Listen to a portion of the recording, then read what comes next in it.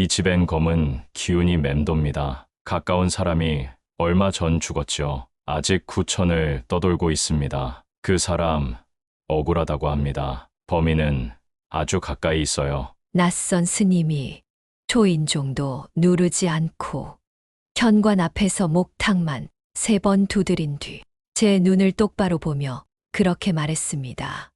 머리를 한 대 맞은 것 같았습니다. 그 순간 딸의 죽음이 머릿속에서 가슴속에서 한꺼번에 되살아났습니다. 1년 전 제 딸이 죽었습니다. 갑자기 심장마비로 제 딸이 죽었습니다. 그런데 그 스님의 말이 가슴을 찔렀습니다. 여러분, 안녕하세요. 저는 올해 63, 전직 간호사로 평생 남의 고통을 보며 살아왔고, 지금은 손녀 하나 데리고 살고 있는 중년 여자입니다. 이름은 이선옥입니다. 그런데 말입니다. 내가 얼마나 바보였는지 이제야 알게 됐습니다. 죽은 사람보다 산 사람이 더 무서운 세상. 믿었던 사람보다 모르는 사람의 말 한마디가 더 진실 같을 때가 있다는 걸 여러분은 느껴본 적 있나요? 저는 그날 이후 제가 믿었던 모든 것들을 다시 보기 시작했습니다. 지금 듣고 계신 황혼공감 채널은 여러분의 실제 사연을 들려드립니다. 왼쪽 아래 구독 버튼을 눌러주세요. 무료입니다. 큰 힘이 됩니다. 그럼 이제부터 그날 스님이 찾아온 이후 제가 겪은 모든 진실을 들려드리겠습니다. 하진이는 어릴 적부터 혼자서도 잘 버티는 아이였습니다. 말수가 적고 억울한 일이 있어도 잘 표현하지 못했죠. 어릴 땐 그게 성숙함이라 생각했는데 지금 와서 보니 그건 외로움이었나 봅니다. 지훈이와 처음 만났을 땐 하진이가 꽤 많이 웃었어요. 늘 어깨를 움츠리고 살던 아이가 그 사람 앞에서는 조금은 편안해 보였죠. 그래서 저도 고마웠습니다.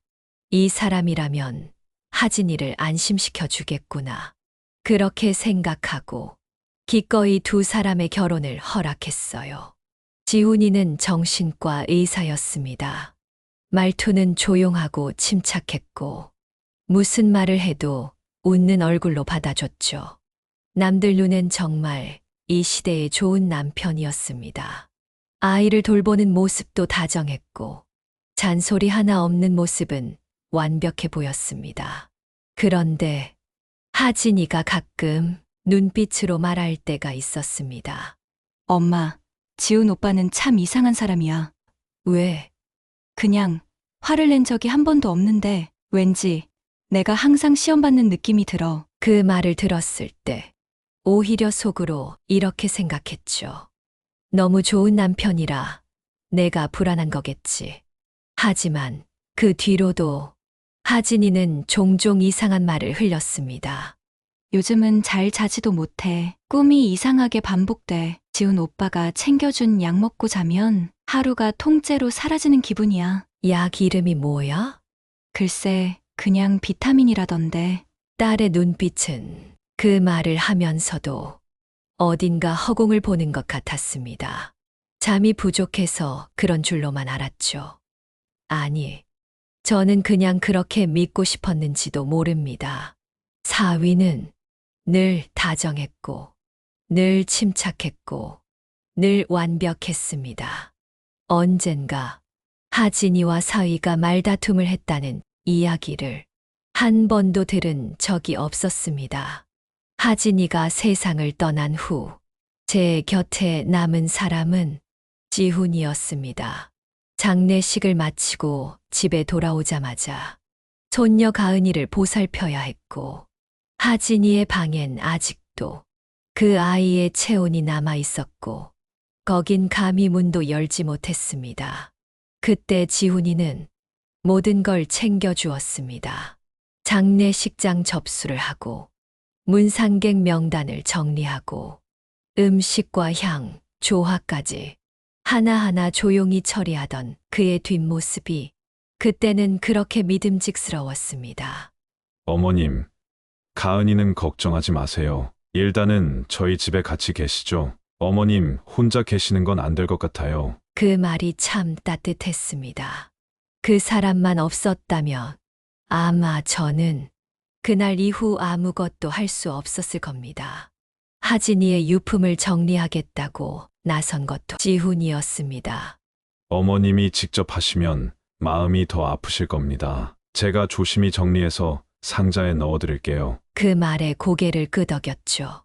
사위가 챙겨주는 것을 받았습니다. 그는 매일 아침 신경 써 주었습니다. 비타민이라고 주는 알약을 잊지 말라고 휴대폰에 알람까지 설정해줬죠. 심지어 밤마다 잠이 안 오면 잔잔한 음악이 흐르는 무드등까지 틀어줬습니다. 이럴 땐 몸보다 마음을 먼저 쉬게 해야 합니다. 그 말도 참 고마웠습니다. 그날 아침 현관문 앞에 서서 목탁 소리가 3번 울렸습니다. 똑, 똑, 똑. 왠지 신경이 쓰이는 소리였습니다. 이 시간에 누가 문을 열자 초라한 옷차림의 노승 하나가 현관 앞에 서 있었습니다.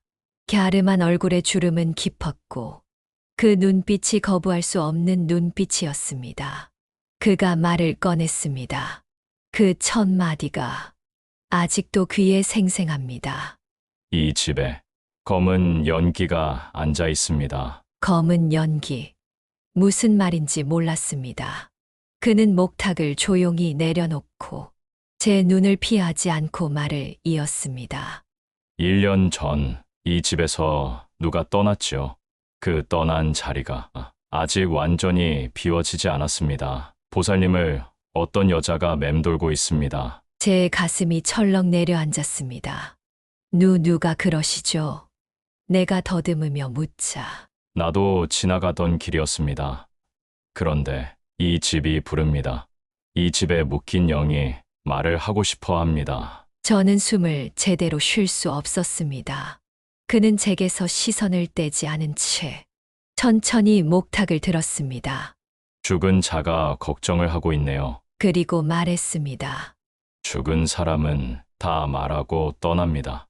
말하지 못한 게 아니라 들어주지 않는다고 하네요. 그 한마디가 정말이지 심장을 찔렀습니다. 그 사람은 저를 향해 딱 5걸음 다가왔습니다. 그리고 다시 말했습니다. 그 아이를 해친 사람이 바로 곁에 있습니다. 나는 그 자리에 얼어붙었습니다. 그 순간 나는 숨이 멎을 것 같았습니다. 그는 마지막으로 말했습니다. 자식이 하는 말은 죽은 뒤에도 어미한테는 들릴 수 있습니다. 그리고 조용히 돌아섰습니다. 목탁을 다시 3번 두드리며 계단을 내려갔고 그 뒷모습은 사라져갔고 나는 그 모습을 하염없이 바라보았습니다. 문을 닫고 돌아선 그 순간 하진이의 방으로부터 작은 바람이 커튼을 흔들었습니다. 정신이 바짝 들었습니다. 내가 놓쳤던 그 말들을 하나하나 다시 확인해야겠다고 결심했습니다. 그날 밤 나는 처음으로 하진이의 방 문을 열었습니다. 문고리를 잡은 손이 떨렸습니다. 문 하나 여는데 심장이 고동쳤습니다. 1년 동안 단 한 번도 열지 않았던 공간. 그 방 안에는 하진이의 시간들이 그대로 멈춰 있었습니다. 책상 위엔 고양이 모양 메모지와 뒤집어진 컵, 그 옆에 남겨진 립밤 하나, 침대 위엔 가은이가 그리워할까봐 누군가 일부러 놓아둔 인형이 놓여 있었습니다. 나는 천천히 책상 서랍부터 열었습니다. 볼펜이 굴러 떨어졌고 마른 장미가 압화된 다이어리가 덜컹하고 손에 닿았습니다. 2023년 4월, 딱 하진이가 세상을 떠나기 직전이었습니다. 나는 그 다이어리를 조심스레 펼쳤습니다. 처음엔 평범한 일상들, 가은이 발열, 소아과 방문, 지훈이 늦는 날, 혼자 저녁. 그런데 페이지를 넘길수록 글씨가 점점 흔들리고 있었습니다. 요즘은 자꾸 꿈을 꾼다. 내가 깨어나지 못하는 꿈. 그리고 옆엔 늘 지훈이. 지훈 오빠는 나를 사랑하는 걸까? 아니면 그냥 조용히 죽이려는 걸까? 그 문장을 읽는 순간 숨이 멎는 줄 알았습니다. 그 약은 뭐지? 왜 나에게 먹이는 걸까? 내 몸이 점점 가벼워지는 느낌.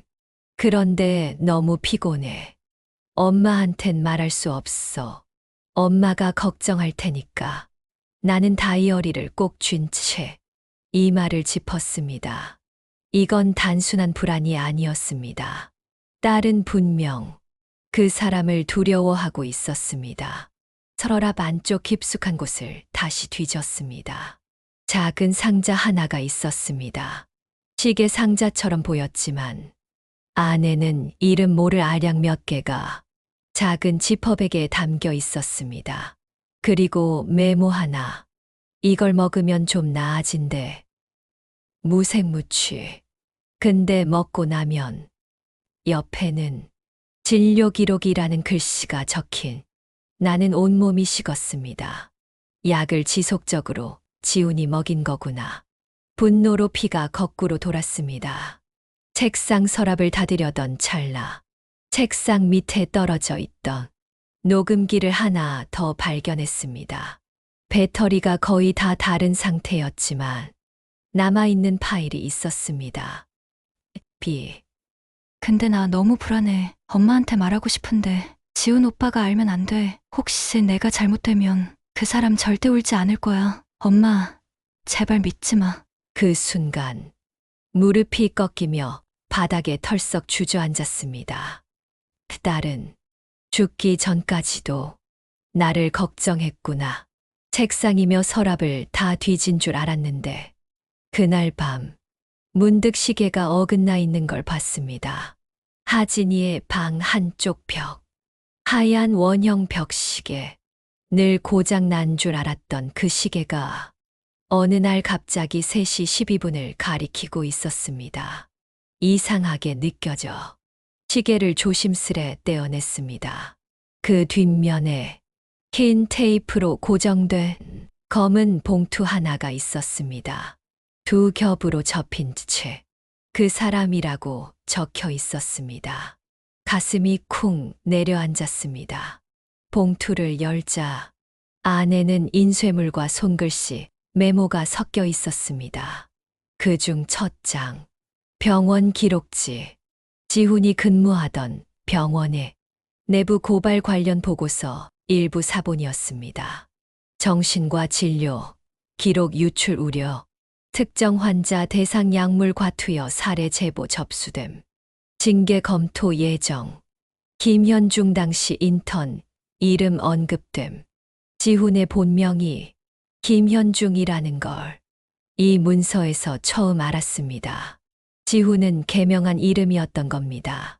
두 번째 문서, 출생지 혼인관계 증명서 사본, 1986년 출생 충북 제천, 김현주, 주민등록 정정 이력 2회, 주소지, 빈번하게 변경, 무언가 피하고 있다는 느낌이 강하게 들었습니다.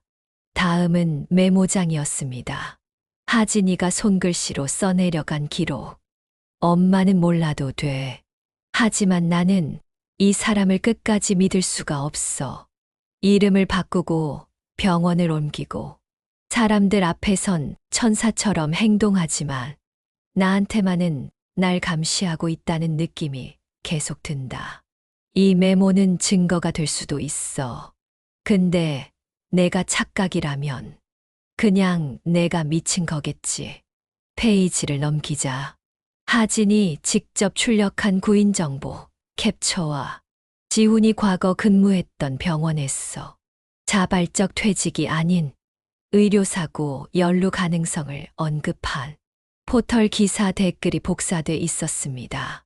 이건 단순한 의심이 아니었습니다. 하진은 사위 지훈을 이미 수개월 전부터 뒤쫓고 있었던 겁니다. 그런데 왜 이 모든 걸 어머니인 나에게 한마디도 말하지 않았을까? 마지막 장에 짧은 문장이 적혀 있었습니다. 이 사람과 내가 한 집에 산다는 게 믿기지 않아. 나도 언젠가 사라질까봐 무서워. 나는 그 자리에 주저앉았습니다. 하진이는 죽음을 예감하고 있었습니다. 그리고 그 죽음의 그림자 속에 지훈이 있다는 걸 이미 알고 있었던 겁니다. 유품 중에 사진첩도 있었습니다. 그 안은 하진의 대학 시절 친구들과의 사진, 그리고 지훈과의 첫 만남, 결혼식 전후의 사진들이 있습니다. 나는 조심스레 페이지를 넘겼습니다. 하진이 웃고 있었네. 지훈을 처음 만났을 때 찍은 사진. 흰 가운을 입은 남자가 하진 옆에 앉아 다정하게 웃고 있었죠. 사진 뒷면엔 이렇게 적혀 있었습니다. 정우 오빠가 소개해 준 사람. 정우. 사진 속 남자. 하진의 친구. 그리고 지훈을 소개해 준 인물이었습니다. 다음 장을 넘기자 익숙한 얼굴들이 또 나왔습니다. 정장 차림의 또래 여성들. 보험회사 명함을 들고 찍은 단체 사진. 명찰에 새겨진 이름들이 또렷했습니다. 김유림, 최세은, 하진의 절친이자 보험회사에 다닌다는 친구들. 기억을 더듬어 보니 결혼식장에서 장례식장에서 본 친구들이었습니다. 나는 그날 오후 하진의 사진첩 뒤에 끼워둔 오래된 명함을 꺼내 정우에게 전화를 걸었습니다. 혹시 강하진 씨 친구 맞으시죠? 하진 엄마예요. 이선옥이라고 합니다. 그는 잠시 침묵했고 이내 낮게 말했습니다. 네, 어머니. 잘 계시죠? 아니, 그게. 괜찮아요. 하진이 일로 잠시 시간 되면 만날 수 있을까요? 네, 어머니 내일 뵙겠습니다. 정우 씨, 혹시 하진이가 지훈이에 대해 어떤 얘기 한 적 있나요? 그는 한참을 망설이다가 조심스레 말문을 열었습니다. 솔직히 저희 그렇게까지 친한 사이는 아니었어요.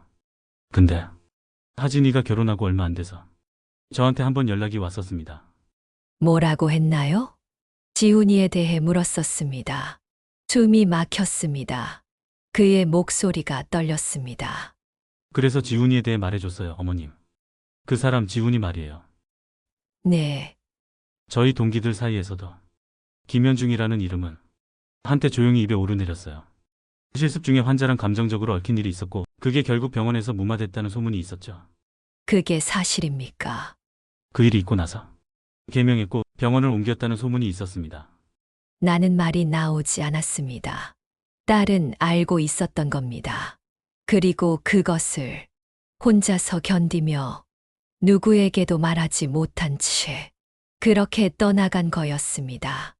어머니, 그날 하진이가 저한테 전화를 걸었어요. 새벽 3시였어요. 김유림, 하진의 대학 동기이자 현재 대형 보험회사에 근무 중인 친구는 커피잔을 두 손으로 감싼 채 목소리를 낮추었습니다.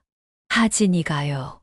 혹시 나 보험 들어놓은 거 정리해 줄 수 있냐고 했어요. 수익자 변경을 하고 싶다고도 했고요. 그게 언제였죠? 사고 나기 딱 일주일 전이요. 내 입술이 바싹 마르기 시작했습니다. 하진이는 지훈 씨가 자기를 감시하고 있다고 느꼈어요. 오빠가 자꾸 무슨 약을 권한다고 피곤할 때 먹으면 좋다고 했는데 먹고 나면 머리가 멍해지고 기억이 중간중간 끊긴다고 말했죠. 약이라고? 네, 비타민처럼 생긴 알약이었대요. 투명한 필름 포장에 들어있는 작은 알약. 근데 희한하게 지훈 씨가 꼭 그걸 직접 챙겨줬다고 해요. 나는 하진이 방에서 찾은 그 지퍼백 안 약들을 떠올렸습니다. 무색, 무취. 하지만 먹고 나면 어지럽고 멍해진다는 그 다이어리의 글귀도. 그런데요, 어머니. 유림이 말을 멈추더니 테이블 아래에서 조심스럽게 종이 하나를 꺼냈습니다. 강하진 생명보험 가입 내역. 보장 금액 3억. 수익자 배우자 김지훈. 가입일 2022년 3월 2일. 설계자 김유림 계약 상담 완료. 이건 하진이가 저한테 부탁해서 가족형 플랜으로 들어준 거예요. 당시엔 괜찮아 보였어요. 근데 하진이 말로는 이건 지훈 씨가 꼭 들라고 권했다고 했대요. 나는 숨을 삼켰습니다. 그리고 사망하기 전 하진이가 다시 절 찾아왔어요. 혹시 내가 무슨 일 생기면 이 계약 증거로 쓸 수 있을까? 그렇게 물었어요. 그 아이가 그런 말을 했다고요? 네, 어머니, 그리고 하진이는 지훈 씨의 예전 병원 기록, 개명 이력, 지인 관계까지 따로 추적하고 있었어요. 그제야 모든 게 정확하게 드러났습니다. 어머니, 저 계속 죄책감이 들어요. 하진이가 말하던 그 불안이 처음엔 그냥 신경과민인 줄만 알았거든요.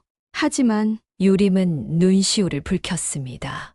그리고 그 자리에서 유림은 마지막으로 나를 조심스럽게 바라보며 이렇게 말했습니다. 어머니, 혹시라도 지훈 씨가 어머니께 약을 권하거나 최근에 보험 이야기 꺼낸 적 없나요? 나는 아무 말도 하지 못했습니다. 사실 몇 달 전 지훈이 나에게 어머니도 나중을 대비해서 조금 준비해 두시는 게 좋겠다며 보험 얘기를 꺼낸 적이 있었습니다.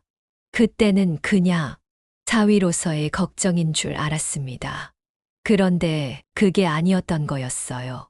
어머니, 그 사람 병원 새롭게 개원했어요. 지금은 이름을 지훈정 신건강 클리닉으로 바꿨고요. 지난달에 청담동으로 옮겼다고 들었어요. 지훈이는 병원 개원에 대해 말하진 않았었습니다. 처음 듣는 말이었습니다. 제가 거기 들어가 볼게요. 유림이 낮게 말했습니다. 어떻게? 제가 예전에 심리상담사 자격증 딴 게 있어요. 보험사 다니면서 틈틈이 따서요. 그걸로 상담보조 아르바이트, 구직자로 들어가 보면 어느 정도 접근이 가능할 수도 있어요. 나는 숨을 삼켰습니다. 너무 위험한 거 아니야? 하진이 위해서, 그리고 어머니 위해서 이번엔 제가 해야 할 차례예요. 유림은 노트북을 열어 지훈의 병원 홈페이지를 띄웠습니다. 이 사람은요, 환자들 평도 좋고 의사평가 사이트에서도 평점이 높아요. 그런데 어떻게? 내부에서 문서나 약물 기록, 전자차트 접근이 가능하면 의심스러운 환자 리스트나 약물 코드 확인할 수 있어요. 특정 약이 반복적으로 처방됐는지 혹은 누군가에게 과용됐는지 확인하면 그게 결정적인 증거가 될 수도 있어요. 나는 두 손을 모아 쥐었습니다. 유림아, 혹시 들켰을 때야도. 괜찮아요. 제가 일부러 환자 보호자처럼 들어가서 약 처방에 의문을 갖는 척 상담을 유도할 수도 있고요. 혹은 주변 직원들과 친해져서 문서 한 장쯤은 확보할 수 있어요. 하지만 그리고 어머니, 병원 내 CCTV도 확인해 봐야 해요. 최근에 실종되거나 이상한 말 남기고 진료 끊긴 환자 있는지도요. 유림의 말이 차갑게 가슴에 박혔습니다. 그리고 어머니한테 지훈 씨가 먹으라고 준 약 가지고 있으시죠? 그거 보관하고 계세요? 나는 고개를 끄덕였습니다. 그게 제일 중요한 증거가 될 수 있어요. 그 약 병원에서 확보한 약 코드와 일치하면 그 사람은 끝이에요. 유림은 메모장을 꺼내 우리 둘만의 계획을 세심히 정리했습니다. 고맙다, 유림아. 그 사람한테 하진이만 당한 게 아닐 수 있어요. 그리고 어머니까지. 나는 가방 속에서 하진이 남긴 마지막 메모를 꺼내 들었습니다. 한 달쯤 지나 유림이가 집으로 찾아왔습니다. 어머니, 유림이 들어왔습니다. 얼굴은 창백했고 손엔 노트북과 문서가 빽빽이 든 클리어 파일, 그리고 작은 약병 몇 개가 들려 있었습니다. 가져왔어요. 우리가 찾던 것들. 나는 아무 말도 하지 못한 채 테이블에 그녀가 하나하나 올려놓는 걸 바라봤습니다. 지훈 씨의 처방 기록 복사본과 정신과에서 쉽게 쓸 수는 있지만 장기 투여 시 판단력 저하와 기억 혼란이 올 수 있는 약들 명단이에요. 이거 지훈 씨가 자주 쓰는 프로토콜이에요. 이상할 정도로 피곤하다고 말하는 환자에게 같은 계열 약을 돌려가며 고용량 처방해요. 그리고 내 딸 하진의 이름이 적힌 차트. 이건 하진이 유림이 고개를 끄덕였습니다. 비공식 차트였어요. 진료가 등록되지 않은 내부 메모 파일. 이건 원래 상담용으로만 쓰는데 지훈 씨 컴퓨터 개인 폴더 안에 저장돼 있더라고요. 그녀가 읽어내려갔습니다. 배우자의 정서, 기복 관찰 중, 불면, 호소, 피로 증상 반복 언급, 치료 약물 권유함, 반발 있음. 배우자 하진이 맞아요. 정식, 환자 등록 없이 비공식으로 약을 줬을 가능성이 높아요. 그렇지 않고선 이런 메모를 남길 이유가 없어요. 유림은 손을 떨며 약병을 꺼내 보여줬습니다. 유림은 마지막으로 USB 하나를 내밀었습니다. 병원에 설치된 상담실 CCTV 중 하진이가 진료받던 시기로 추정되는 영상이 하나 있어요. 정식으로 녹화된 건 아니고 백업 서버에서 우연히 찾았어요. 유림이 고개를 끄덕였습니다. 눈시울이 붉게 물들어 있었습니다. 어머니, 이제 시작이에요. 유림아, 지훈이가 여행을 가자고 하더구나. 끝을 봐야지. 정말 가시려는 거예요? 유림이 얼굴이 두려움으로 일그러졌습니다. 벌써 짐도 챙겼고 마음도 다 결심에 섰어. 끝장을 내야지. 그 사람 무서운 사람이에요. 하진이 마지막까지 무서워했어요. 정말 어머니가 그 눈을 못 보셔서 그래요. 나는 조용히 유림의 손을 잡았습니다. 유림아, 내가 꼭 성공할 거다. 내가 해야 할 일이야. 하지만 어머니 혼자시잖아요. 그 사람 완전히 다른 얼굴이 있을 수도 있어요. 돌변할까봐 걱정입니다. 그래서 나도 만반의 준비를 했어. 혹시 모르니까 경찰에도 신고하고 도움도 요청했고 전기 충격기도 준비했단다. 유림은 조금 안심하는 듯 했습니다. 그나마 다행이네요. 그래도 하지만 혹시 모르니깐 조심하세요. 손을 꼭 잡았습니다. 유림아, 지훈이랑 나 내일 오전 10시에 출발해. 도착해서 방 배정되는 시간에 맞추셔. 출동할 수 있게 다시 한번 확인만 해줘. 유림은 끝내 울먹이며 고개를 끄덕였습니다. 어머니, 몸이 많이 안 좋으시다면서요? 조금 쉬었다 오시죠. 공기 좋은 곳으로요. 딱 하루만. 지훈의 목소리는 여전히 부드러웠습니다. 나는 숨을 삼켰습니다. 그래, 어디 좋은 데 있니? 강릉 쪽에 리조트 하나 잡아놨어요. 조용하고 산이랑 바다 다 보이고요. 어머니 좋아하실 거예요. 나는 고개를 끄덕였습니다. 그리고 전화를 끊고 곧바로 담당 형사에게 문자를 보냈습니다. 지훈, 강릉 여행 제안. 출발은 내일 오전. 위치 공유 예정. 다음 날, 우리는 함께 차에 올랐습니다. 나는 작은 여행 가방을 들고, 그는 익숙한 듯 내 짐을 챙겼죠. 어머니, 요즘 많이 피곤해 보이세요. 이 약 제가 복용해 봤는데 꽤 괜찮더라고요. 그는 조수석 서랍을 열어 하얀 약 하나를 꺼냈습니다. 익숙한 모양. 하진이가 말하던 바로 그 포장. 나는 웃으며 그 약을 받아들고 고개를 끄덕였습니다. 그래, 사위가 챙겨주는데 먹어야지. 그리고 몰래 약을 가방 속 비닐에 밀어 넣었습니다. 강릉 도착 후 지훈은 미리 예약한 리조트로 나를 이끌었습니다. 방은 작고 조용했고 창밖엔 거센 바다가 보였습니다. 그는 와인을 꺼내며 말했습니다. 어머니, 이런 곳에서 생각도 비우고 편하게 쉬다 가요. 나는 그가 부어주는 와인을 천천히 흔들며 말했습니다. 그래, 지훈아. 근데 나 아직 하진이를 못 보냈다. 정색을 하며 말했습니다. 그 순간 지훈의 손이 멈췄습니다. 어머니, 그만하세요. 얘기해야지. 너가 우리 하진이 죽게 했니? 지훈의 얼굴에 서서 미소가 싹 사라졌습니다. 어머니, 기분 좋게 왔으니 하진이 얘기는 하지 말아주세요. 그는 와인잔을 내려놓고 내 쪽으로 다가왔습니다. 악마 같은 얼굴이었습니다. 우리 하진이도 얼마나 무서웠을까. 나는 일그러진 얼굴에 미소를 지으며 한 손에는 가방 속 전기 충격기를 꼭 쥐고 있었습니다. CCTV로 경찰이 우리를 지금 보고 있어. 너가 하는 말 다 녹화되고 있고. 지훈의 눈이 흔들렸습니다. 무슨, 그 순간 밖에서 철컥하는 문소리.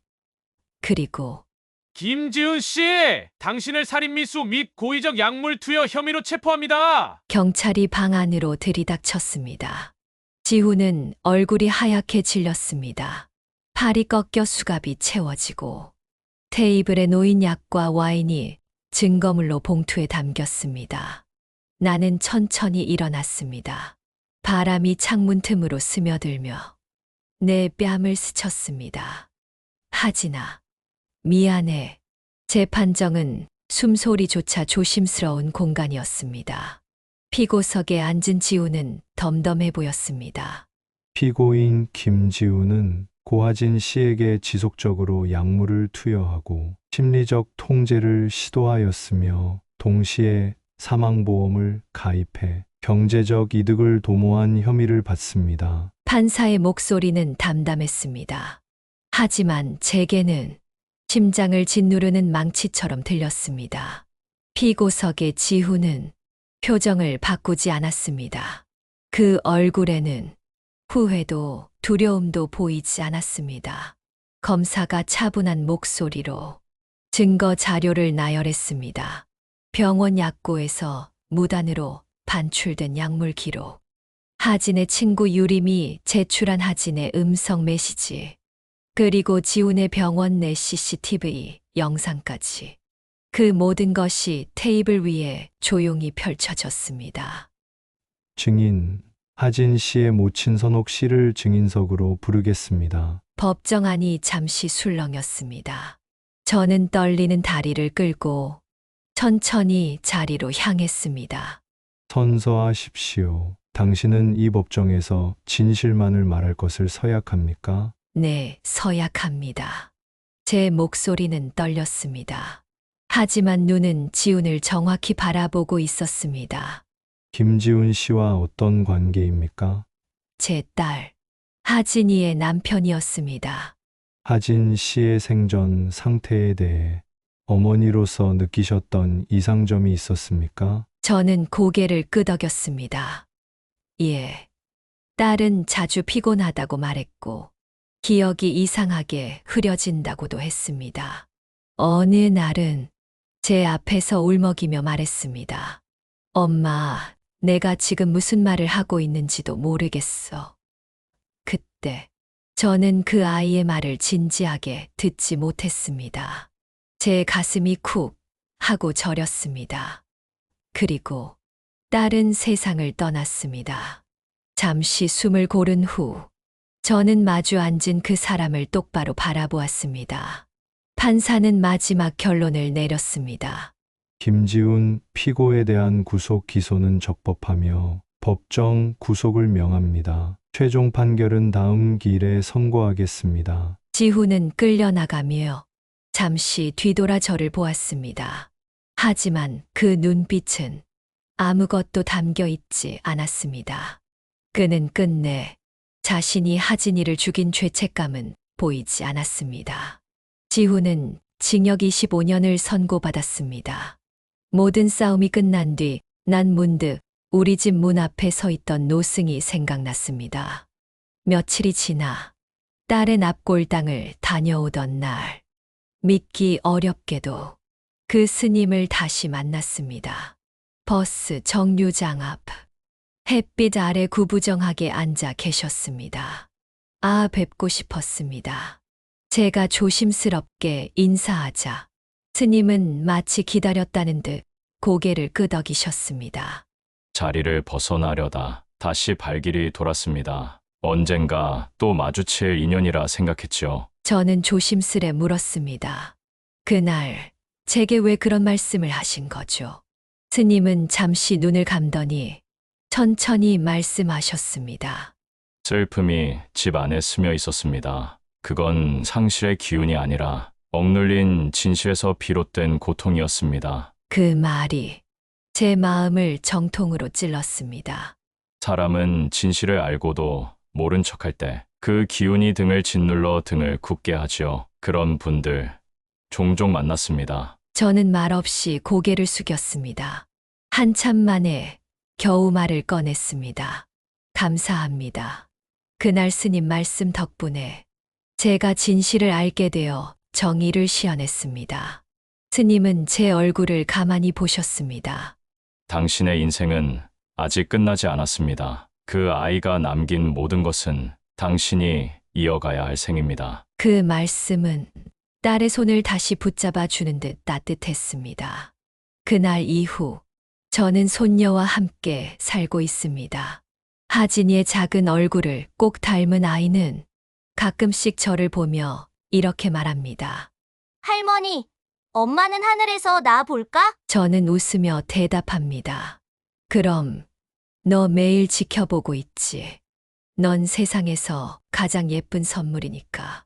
그리고 저는 보험 사기 피해자 가족 모임에 매주 나가고 있습니다. 처음엔 망설였지만 어느새 저보다 더 아픈 사연들이 제게 기대기 시작했습니다. 저도 그랬어요. 그 사람을 의심하지 못했어요. 늦지 않았어요. 우리는 아직 살아있으니까요. 그렇게 저는 조금씩 다시 살아갑니다. 하진이의 삶을, 그 마지막을 허투루 넘기지 않기 위해서라도. 이제는 제게도 작은 희망이 있습니다. 딸의 이름으로 피어난 작은 정의와 새로운 시작이 있습니다. 지금까지 긴 이야기를 끝까지 함께 들어주셔서 정말 감사합니다. 여러분의 사연을 소개하는 황혼공감입니다. 구독은 잊고 있던 당신의 이야기를 다시 꺼낼 수 있는 기회가 됩니다. 좋아요는 이 영상이 또 다른 이에게 닿을 수 있도록 큰 힘이 됩니다. 다음에 뵙겠습니다. 감사합니다.